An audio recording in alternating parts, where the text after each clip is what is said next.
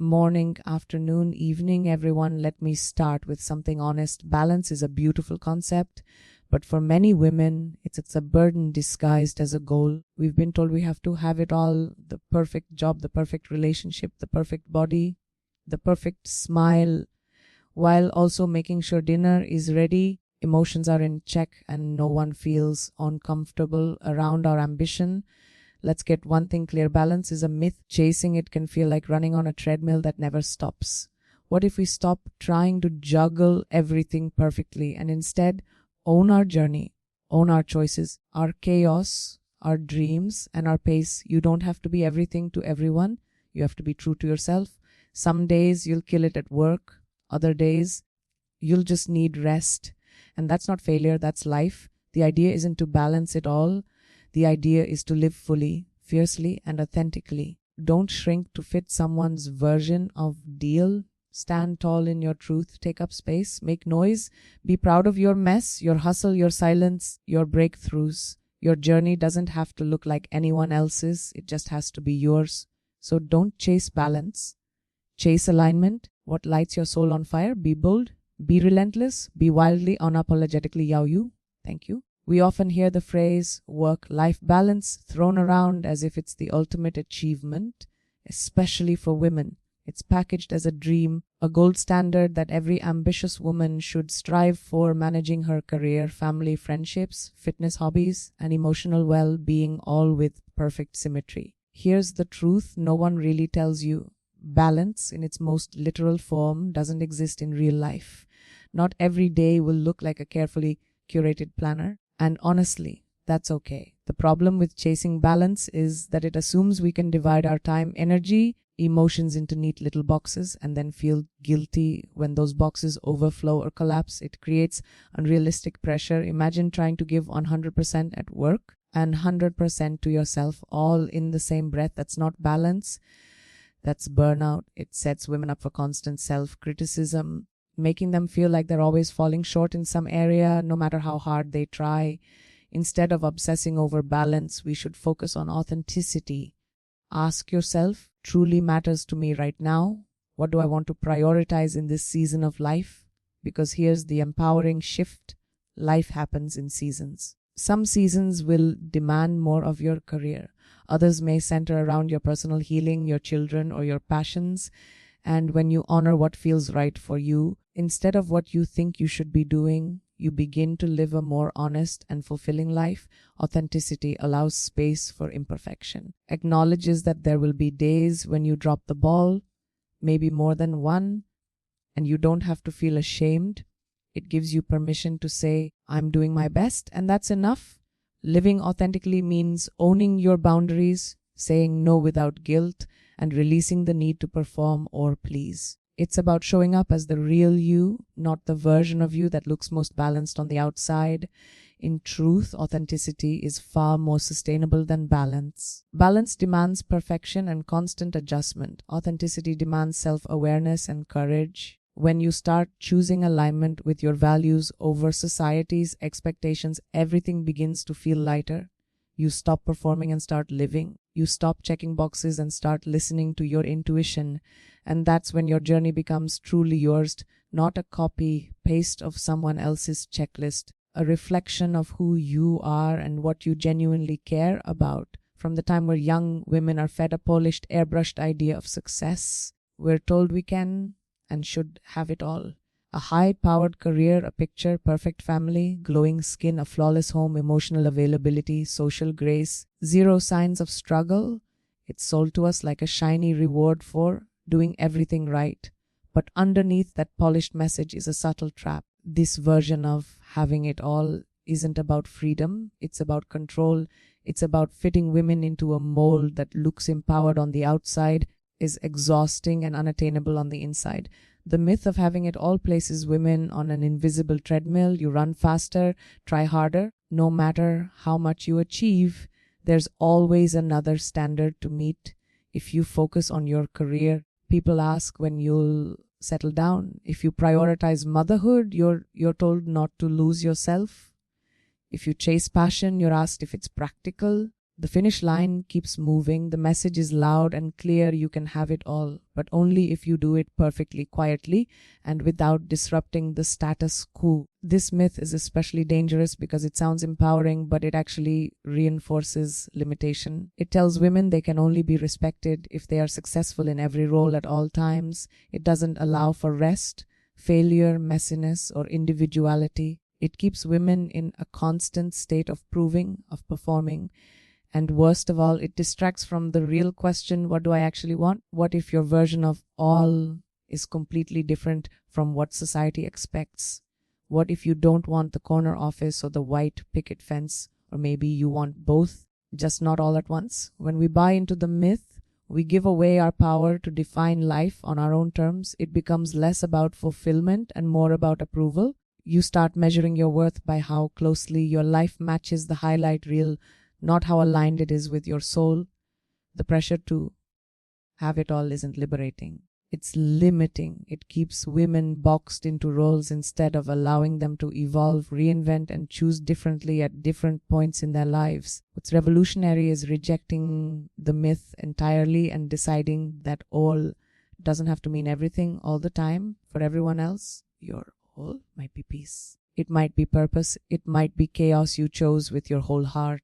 And that's powerful, because the moment you stop living to meet every expectation and start creating your own definitions, that's when you begin to live with real freedom. Not boxed in, balanced, just boldly yours. There's a silent pressure that rides on women's shoulders, the need to hold everything together all the time.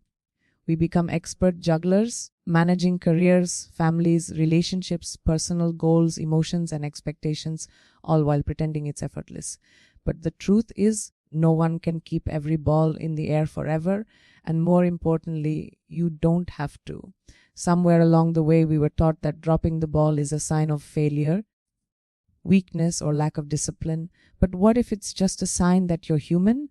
We forget that not all the balls we juggle are made of the same material. Some are made of glass, like your health, your mental well-being, or your most sacred relationships. Others are rubber, like a missed deadline, a late response, skipping a workout. When you drop a rubber ball, it bounces back. The problem is we often treat every single task as glass, protecting everything with equal urgency, even when it's costing us peace, sanity, or sleep. But learning to let a few things go isn't weakness, it's wisdom.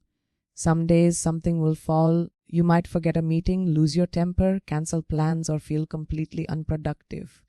And on those days, the world keeps turning. You are still worthy. You are still valuable. The sky won't fall because you needed rest. Women are constantly made to feel guilty for choosing themselves, as if self-preservation is selfish. Choosing not to burn out is not quitting. It's sustaining yourself. It's choosing to play the long game. We've internalized this belief that if we're not on 24/7, fall behind, that someone will judge us, replace us, or think we're not capable. But burnout is not a badge of honor. Constant productivity is not a personality, and perfection is not required for progress. The women who thrive long-term aren't the ones who never falter. They're the ones who learn to pause, breathe, and start again. Dropping the ball doesn't make you less, it makes you real. In fact, some of the most powerful shifts happen after the ball drops. Moment of surrender, of saying, I can't do it all right now, is where self-compassion is born. It's where you learn to trust yourself, not just in the wins, in the messy middle. It's where you realize you don't need to carry everything, and you don't need to prove anything. You're allowed to be tired. You're allowed to be human. And in those moments, you're not failing, you're growing. Comparison is one of the fastest ways to drain your energy and diminish your confidence, and yet it's almost impossible to avoid in today's world. Social media, success stories, curated timelines, everywhere you look, someone seems to be doing more, achieving faster, glowing brighter. And if you're not careful, you start to believe the lie that you're behind. But here's the truth, you're not behind. You're on a different path. Your journey was never meant to look like anyone else's, and trying to walk someone else's road will only distract you from your own. Every woman's story is built from different bricks, different struggles, dreams, timelines, cultures, traumas, and strengths. Some people get married at 25, Others find love at 50, some rise in corporate ladders, others start from scratch. Some choose motherhood, others don't. And each of these choices, each pivot, pause, path is valid. Life isn't a race, it's not even a straight line. It's a series of curves, seasons, and awakenings. You owe no one an explanation for how you move through the world as long as you're doing it in a way that feels true to you. The moment you start living for others' approval, you begin to shrink. You start making choices based on what looks good instead of what feels right. You say yes when you want to say no. You silence your instincts to fit into someone else's timeline. But the more you disconnect from yourself, louder the outside noise becomes until it drowns out your inner voice completely. That's why reclaiming your own journey isn't just empowering. It's essential, because only you know what your soul needs. Only you get to decide what success, happiness, and fulfillment look like in your life. It takes courage to trust your path when it doesn't look like everyone else's. It takes guts to pause when the world tells you to sprint. It takes self-awareness to say, this doesn't work for me, even if it works for everyone around you. But that's how you build a life that feels rich and real. A life that isn't just impressive on the outside, but aligned on the inside. When you stop chasing someone else's version of success and start honoring your own truth, that's when freedom begins. There is no universal roadmap for being a woman. Some roads will be messy, some will be magical, some will be quiet, some will roar. The point is, they're yours. You get to change direction, you get to evolve, you get to make choices that don't make sense to anyone but you. That's not failure. That's power. That's ownership, and that's how you begin to live a life that doesn't just check boxes. It makes you feel alive. There's a common misconception that in order to be respected, women must always be composed, cool, calm, in control, preferably with perfect hair and a steady voice. Praised when we're put together, but quietly judged when we're emotional, overwhelmed, or unfiltered. But life isn't always composed. It's messy, raw, and so are we. The truth is, your chaos is just as valid as your calm. Both are part of your story. Both deserve to be honored, not hidden. You don't have to only show up when you're polished. You're still powerful when you're in progress. We've been conditioned to believe that being in control equals being strong.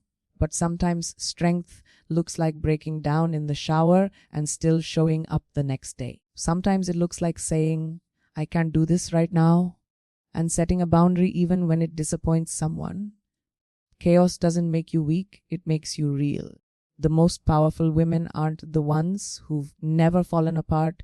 They're the ones who've learned to own their emotions, ride the waves, and come out on the other side even more grounded in who they are. And just like chaos, your calm shouldn't be undervalued either. We often glorify the hustle, the busy days, back meetings, the never stop energy, and label rest as laziness or lack of ambition.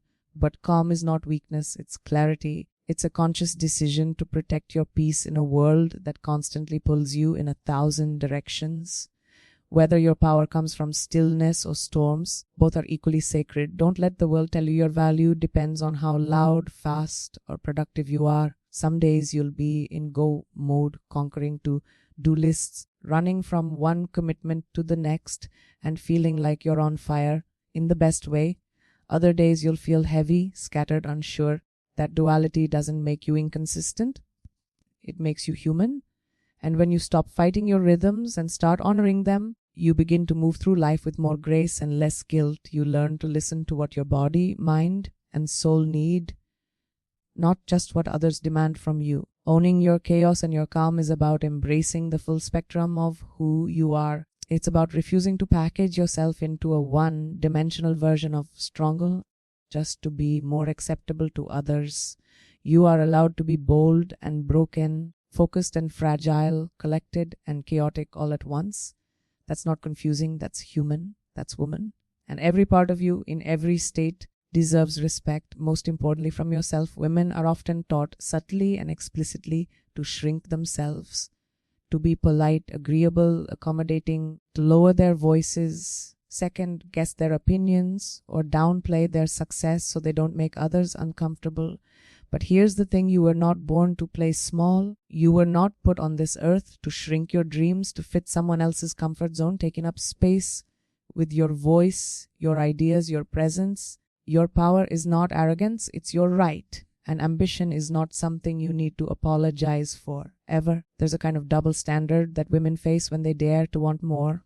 Be ambitious, but not too much. Be successful, but stay humble. Speak up, but not too loud. We're expected to be confident, but not intimidating.